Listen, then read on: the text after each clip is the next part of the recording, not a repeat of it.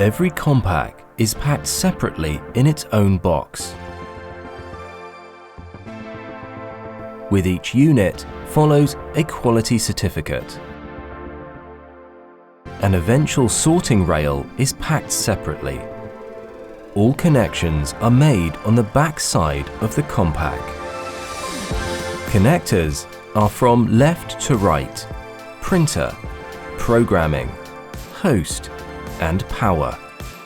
If connectors are not used, please remember to leave the protective cover on. For being able to control the Compac, the program V5 host tool can be used. Start by installing the program to your PC.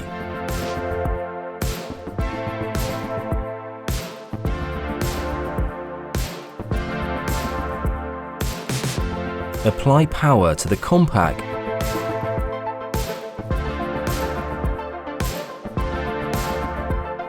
Connect the Compac and PC by means of an RS232/USB converter.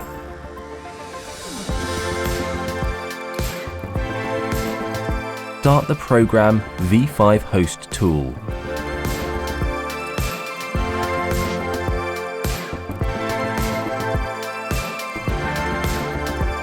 When the connection has been established, the Compac can now be controlled from the PC.